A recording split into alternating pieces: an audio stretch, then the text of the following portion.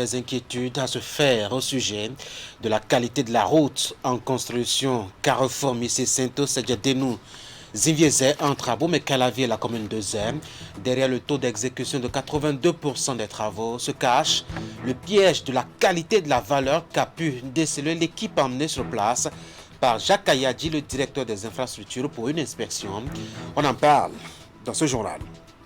Déjà 24 heures après la délibération du baccalauréat session unique de juin 2021, les résultats sont disponibles depuis hier, vous le savez, sur le site internet de proclamation officielle des résultats des examens et concours. Nous vous proposons à revivre l'ambiance qui a prévalu hier à la direction de l'office du bac. Ce sera au milieu de cette session de l'information vespérale. Les opérateurs économiques de Parakou au parfum de l'importance et de l'intérêt des factures normalisées. La Direction générale des impôts a initié une campagne ciblée pour davantage convaincre les populations de là-bas à adhérer à la vision. Nous allons faire un tour dans le nord du Bénin. Ce sera à la fin de ce journal. Encore une fois, bonsoir. Bienvenue au journal du soir. Le travail qui se fait sur la route Missy Sento Sedjedénou Zinviézé entre les communes d'Abomey-Calavi et de Zé ne convainc pas les visiteurs, en tout cas du point de vue qualité. Ce sont les membres de l'équipe d'inspection de la direction des infrastructures amenés par le directeur lui-même sur le terrain, Jacques Ayadi, qui s'en inquiète. Et pourtant, les travaux sont très avancés, au-delà même des 80% de taux d'exécution. De mauvais remblais faits à la rate par ici, l'érosion qui éprouve le sol revêtu par endroits. Le constat est multifacette. Voici le point avec Akime Seydou Osseni et Elvis Tonoukouen. La visite de chantier était prévue pour ce vendredi. Mais seulement voilà qu'une alerte des réseaux sociaux va bousculer l'agenda de Jacques Ayadi et le turbo est mis en branle. La photo montrait une buse, on a dit bon, ça ne peut pas être ici. Mais ça ne nous a pas empêché de demander à l'entreprise et à la mission de contrôle de faire le tour du chantier et de voir si on ne se trompait pas. Heureusement, ce n'est pas le cas, donc l'image n'est pas une image de ce chantier. Ça, il faut qu'on soit clair là-dessus. Il faut se le tenir pour dire et pour vérifier, c'était une intox. Mais elle a le mérite d'anticiper la meilleure constat fait sur le terrain par le directeur des infrastructures, accompagné pour la circonstance des cadres techniques du ministère. Ce que je suis venu voir est encore pire que cette image-là. Silence, ici nous sommes sur la route Missy Sento Zé Sedjedénou Zinvié.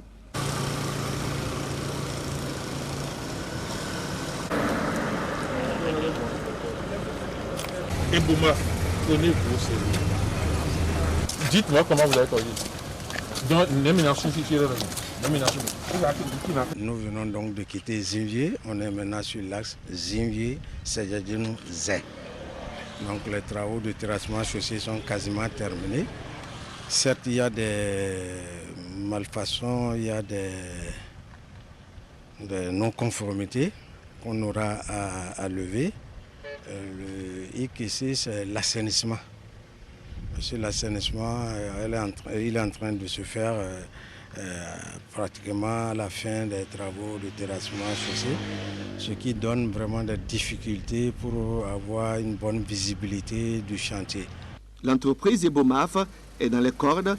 Jacques Ayadi déroule. Depuis qu'ils sont au Bénin, c'est tout ce qu'ils font. On leur dit, ne faites pas comme ça ne marchera pas. Ils sont venus ici, on leur dit tout, ils font ce qu'ils veulent, ils s'imposent à la mission de contrôle, ils s'imposent à l'administration, ils s'imposent à tout le monde. Nous faisons tout ce que nous pouvons faire pour leur faire changer d'avis, mais ils vont faire de mauvais comptes rendus à leur PDG, qui pense que la DGI a quelque chose de particulier contre cette entreprise-là. Les résultats sont là aujourd'hui. 14 juillet 2021 pour des alertes, des annonces et des engagements à mettre les choses à l'endroit pour un deadline de mars 2022. La course contre la montre est enclenchée, mais à quel prix? Une autre équipe de contrôle, mais ailleurs dans le département du Koufo. Il s'agit de celle portée par le préfet Ahmed Bédji en personne sur les sites d'exploitation de ressources minérales. C'était lundi dernier, appuyé par les éléments de la brigade mobile de contrôle des carrières et des substances minérales. Mise sur pied récemment, cette équipe est allée surprendre les exploitants clandestins pour leur dire 2 mots au sujet d'un nouveau principe pour continuer à rester dans la profession. Geoffroy Vincent. La brigade mobile de contrôle des carrières et des substances minérales, BMC, du département du Koufo, est ici en pleine opération. Conduite par son premier responsable, le préfet du Koufo, elle fait le tour de quelques sites d'exploitation de ressources minérales. L'après-midi de ce lundi 12 juillet a été mise à profit par les membres de cette brigade. C'est vrai que nous sommes déjà passés sur des sites sans la presse. Aujourd'hui, on a choisi donc de nous adresser aux populations, nous adresser aux acteurs, aux artisans miniers, pour dire qu'ils sont tenus de respecter les tests. Que ce soit sur le site d'exploitation de gravier d'Agorwe Balimé dans la commune de Djakotome ou soit ailleurs, cette sortie a été une nouvelle occasion de sensibilisation des acteurs rencontrés sur le terrain. Ce que nous faisons, c'est la carotte et le bâton. C'est la carotte et le bâton. Nous sanctionnons, et elles sont présentées devant le procureur, mais nous sensibilisons aussi. C'est vrai, nous disons partout que nous sommes censés ignorer la loi. Mais quand vous voyez dans ce secteur-là, il n'y a que des paysans. Ceux qui sont lettrés, qui parlent le français, qui maîtrisent les thèses, qui les lisent au jour le jour, sont très peu nombreux. Cette descente a permis de constater la poursuite de l'exploitation illégale de certaines carrières. Les ouvriers ainsi que les responsables de ces sites ont été une nouvelle fois rappelés à l'ordre. Moi, je commence pas à exploiter les carrières, ça fait un peu longtemps. Depuis 2011, nous avons des autorisations. Et la deuxième fois, comme c'est périmé, moi, j'ai renouvelé encore. Et ça n'a pas sorti. Et la troisième fois, j'ai renouvelé encore. Et ça n'a pas sorti. La quatrième fois maintenant, j'ai renouvelé. C'est moi avec Radi qui était parti déposer le même jour. Et les mines de Lokossa ne m'ont pas donné mon autorisation. Et il a l'autorisation, il a pour lui. Et pour nous, en cours. Les techniciens viennent sur le terrain, ils vérifient les coordonnées. Et si votre dossier n'est pas à jour, on vous interpelle, vous complétez. Adi a déposé à temps. Il a eu son autorisation. Donc, celui qui avait parlé, qui est le président du collectif, certainement son dossier n'était pas à jour. C'est la raison pour laquelle il a déposé récemment un nouveau dossier que nous avons qui est en étude. Pour les carrières qu'on a visitées, on a constaté que c'est des carrières artisanales. Le mode d'exploitation ne respecte pas du tout les normes. Les décapages au niveau de la couche, la terre arabe ne sont pas faits. Aussi, on a constaté qu'il y a des enfants qui sont sur les carrières, ce qui ne devrait pas être le cas. Les exploitants illégaux de ressources minérales du département du Koufo, pris la main dans le sac, ont été sommés de fermer leur carrière. S'ils persistent, la brigade mobile de contrôle se chargera de les interpeller et de les présenter au procureur. Ils sont convoqués devant le procureur pour tout ce qui a lieu, tout ce qu'ils ont eu à faire comme dommage à l'environnement, tout et tout. On évalue tout et ils sont sanctionnés en conséquence. Le préfet et sa suite rentrent avec la satisfaction du devoir accompli. La lutte contre l'exploitation et la prolifération des carrières illégales va désormais s'intensifier. Au cabinet de la vice-présidente du Bénin, il y a eu la directrice régionale genre de l'Organisation des Nations Unies pour l'Afrique de l'Ouest et du Centre. Oulimata Sarr est allé voir Mariama Tchabi Talata Zimé pour discuter des questions de femmes et de vie de femmes à travers le continent. Les deux dames ont eu de longs moments d'échange qui ont aussi été riches, à en croire la visiteuse qui s'en est ouverte à la presse à la fin de l'audience. Canal 3 Bénin y était et a recueilli ses confidences. Suivons plutôt. Bonjour Madame la Vice-Présidente, c'est moi, c'est Oulimata Sarr, je suis ravie d'être là avec vous. Ça a été un grand plaisir pour moi que de venir échanger avec notre grande sœur, Madame la Vice-Présidente Talata. Aujourd'hui, je viens de passer presque 2 jours au Bénin. Il était important de venir la rencontrer et aussi lui rendre compte, la féliciter depuis son élection avec le président Talon. Et aujourd'hui, nous avons parlé des droits des femmes, nous avons parlé de la représentativité, du leadership féminin. Nous avons aussi parlé des questions de ressources et du rôle des parlementaires, du rôle de son bureau, dans tout ce que ONU Femmes essaie de faire au niveau du Bénin. Vous le savez peut-être, ONU Femmes est l'agence des Nations Unies qui a pour mandat l'autonomisation de la femme et l'égalité des sexes. Elle nous a fait un très bel exposé sur l'histoire de votre pays, un pays qui a connu les Amazones, donc les femmes ont été dans l'espace public, dans l'espace militaire.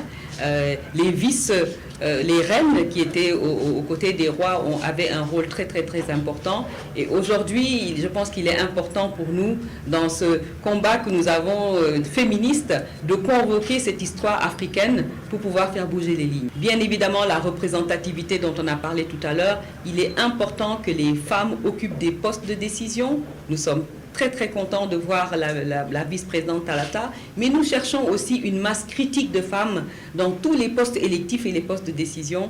Ça fait partie de nos chantiers. Et bien évidemment, les femmes veulent sortir des petits montants. Elles nous rappellent toujours qu'elles ne sont pas micro. Et comment ensemble, le système des Nations Unies et tous les partenaires et le gouvernement, on puisse dégager des ressources beaucoup plus conséquentes. Au ministère du Tourisme, de la Culture et des Arts, les moments sont à la pause pour une évaluation de l'exécution du plan annuel de travail à la date du 30 juin 2021. Tous les cadres et autres acteurs importants du ministère ont été mobilisés pour faire le point de l'évolution des différents dossiers et chantiers en cours, inscrits au titre des activités à effectuer cette année-là. C'est au cours d'un atelier ouvert à ce propos. Idriss Boukari, Rachidi Soubéon. 6 mois après le lancement des activités retenues dans les différentes structures du ministère du Tourisme, de la Culture et des Arts, l'heure est au bilan à mi-parcours. C'est la tâche à laquelle s'adonnent les cadres de ce ministère, à la faveur de l'atelier de la revue au 30 juin de l'exécution du plan de travail annuel 2021. Il s'agit concrètement d'apprécier le niveau d'atteinte des résultats des réformes engagées et des chantiers ouverts au titre de l'année en cours et d'analyser les difficultés qui ont jalonné le déroulement des activités. En d'autres termes, cet atelier permettra d'évaluer l'exécution physique et financière des programmes et projets du ministère au 30 juin 2021, dans la perspective d'une prise en compte effective des leçons tirées à capitaliser pour le compte de l'exercice de l'exécution du PTA réaménagé qui sera exécuté au cours du second semestre de l'exercice 2021. L'exercice tient au respect des principes de la gestion axée sur les résultats et de redevabilité. De cette revue du plan de travail annuel 2021, il ressort que les attentes ne sont pas comblées pour le premier semestre de l'année en cours. Une contre-performance notée dans la mise en œuvre des activités. Au 30 juin 2021, le taux d'exécution financière globale du ministère hors dépenses du personnel est de 50,62% base engagement et de 48,39% base ordonnancement. Hors ressources extérieures et transferts à l'ANPT notamment, il s'établit à 21,69% base engagement et 13,76% base ordonnancement, contre un taux d'exécution physique globale de 20,82%, alors que ce dernier était de 30,56% à la même période de l'année 2020. Contrairement aux engagements pris dans cette même salle le 11 février 2021 à l'occasion du lancement de notre PTA, vous constatez avec moi que ces taux sont loin d'être satisfaisants, même si nous pouvons indexer le contexte sanitaire spécial et l'année électorale qui ont rendu cette année 2021 particulière comme des raisons valables de cette contre-performance. Pour le dernier semestre de l'année 2021, il convient de fournir davantage d'efforts pour améliorer les performances des sous-secteurs du tourisme, de la culture et des arts. Aussi, le ministre Jean-Michel Abimbola invite-t-il ses collaborateurs durant les 2 jours de travaux à un examen critique et objectif des performances de chaque unité administrative avec des recommandations pertinentes pour de meilleurs résultats en fin d'exercice.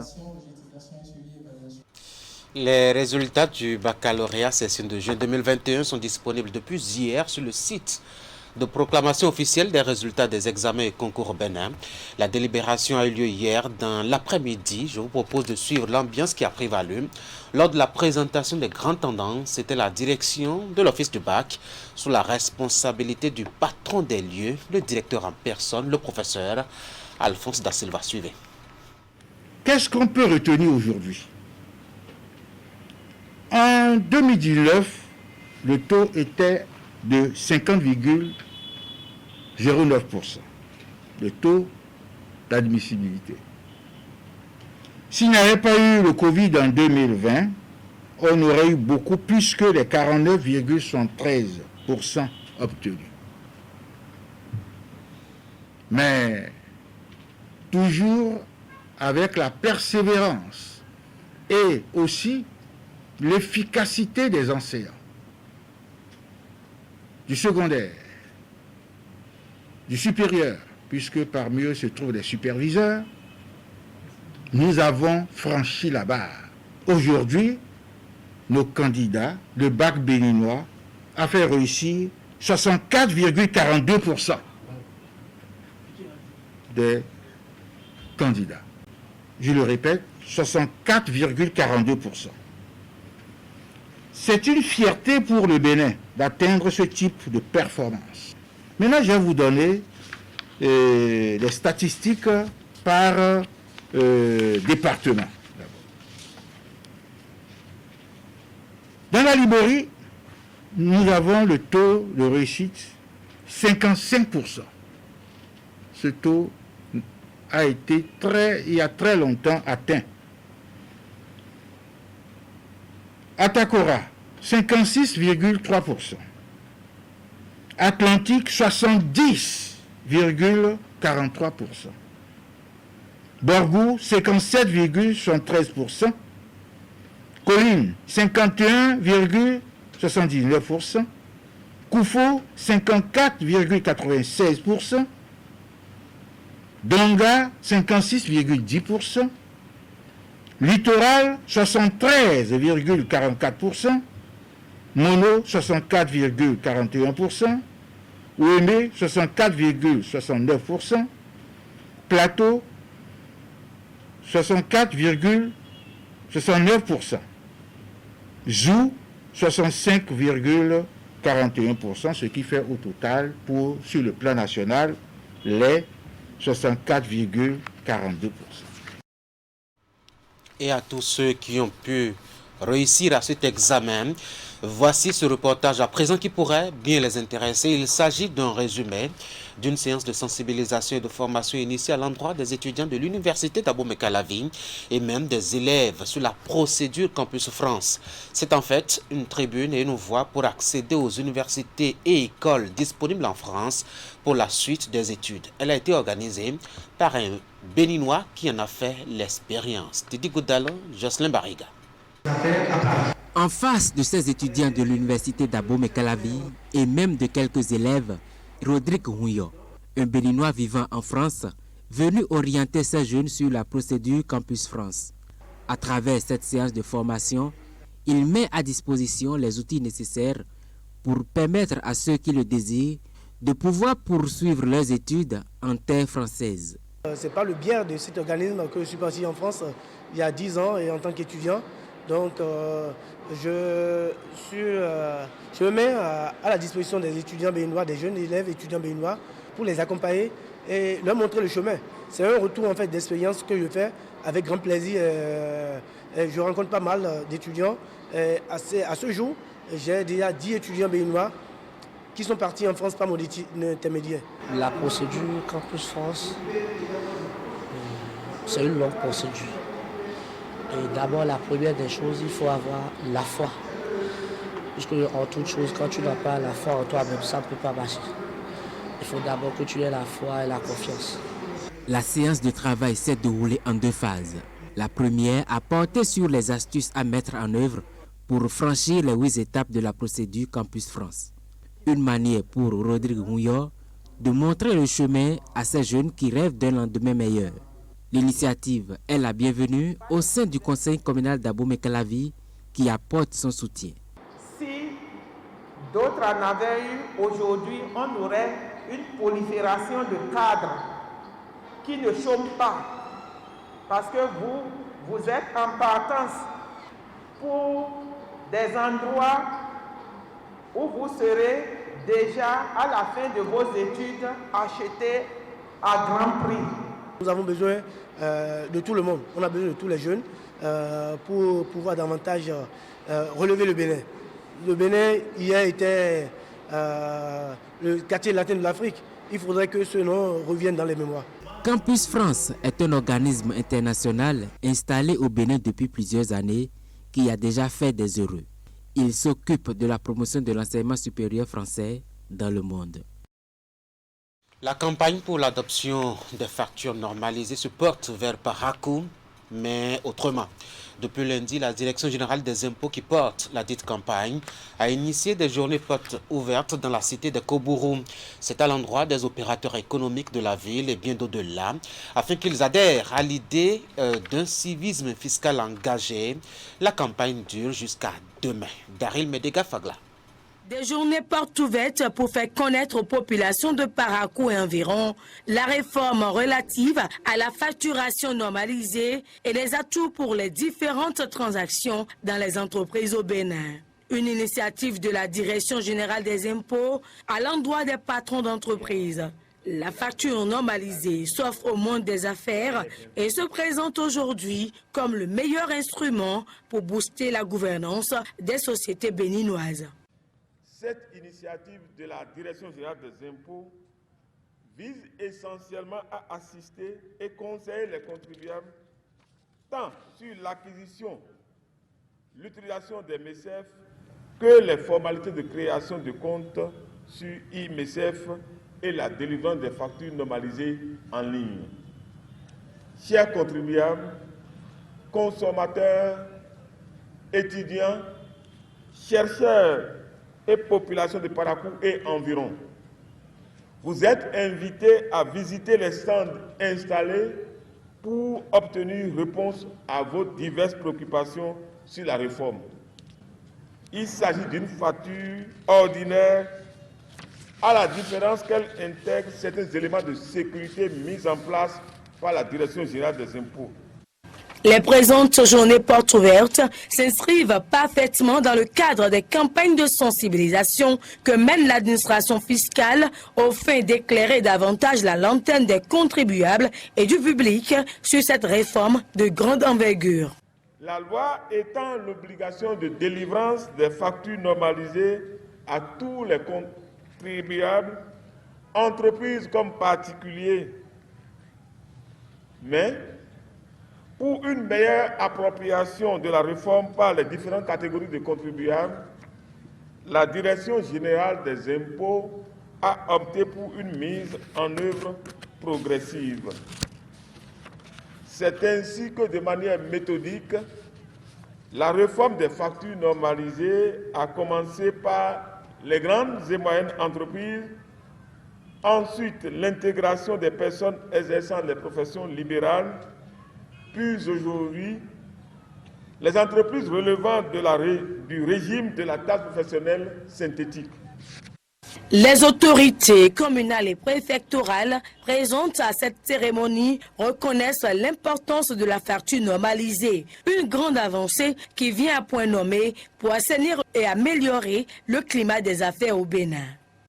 Cette réforme, qui vise à assainir les déclarations fiscales des contribuables, permettra à l'État d'améliorer assurément ses ressources fiscales et de ce fait investir dans le développement national par la réalisation de projets sociaux et la construction d'infrastructures. Les journées permettront aux populations de la région septentrionale de mieux s'imprégner de la réforme des factures normalisées de leurs avantages et modalités d'opérationnalisation, des différents instruments de mise en œuvre de cette réforme et de recevoir des conseils pour la résolution des différents problèmes rencontrés dans l'utilisation de ces instruments. Depuis le 1er juillet 2021, toutes les entreprises du Bénin sont soumises à l'obligation de délivrance des factures normalisées lors des différentes opérations d'achat et de vente. La cérémonie a pris fin par la coupure du ruban et la visite des stands. Mesdames et messieurs, ce journal va s'achever. Nous avons fait un tour sur la route Carrefour Missé-Sainto, c'est-à-dire de nous Inviezais, pour apprécier la qualité des travaux en cours d'exécution. Cela avance bien puisque le taux d'exécution est au-delà de 80%. Seulement voilà, la qualité n'accompagne pas ce qui se fait et par l'entreprise en charge des travaux. Vous avez pu voir un peu les images très peu rassurantes des roseux qui menacent par ici, des travaux de remblai à peine achevés par là, et puis la direction des infrastructures qui a exprimé son profond mécontentement. Des échos du monde éducatif avec la proclamation des résultats du bac hier. Nous avons vécu à nouveau l'ambiance de la proclamation des grands tendances dans ce journal. Puis nous sommes allés voir sur le terrain une séance de sensibilisation et de formation aux techniques d'accès aux universités et écoles de formation en France, par le biais de Campus France. C'est un expérimenté de la chose qui a choisi de partager son expérience avec ses jeunes frères, notamment de la commune d'Abo Mekalavi. Les factures normalisées, les populations en savent un peu plus maintenant dans la ville de Parakou. Les retardataires en ont jusqu'à demain pour se mettre au pas puisque la campagne d'information à travers les journées portes ouvertes initiées par la Direction générale des impôts arrive à son terme ce vendredi. C'est pour booster le niveau de civisme fiscal dans la ville et dans les localités alentours. Voilà, c'est la fin de ce journal. Merci de m'avoir suivi. Ce fut un plaisir. Passez une excellente soirée devant le programme de Canal 3 Bénin. Bonsoir.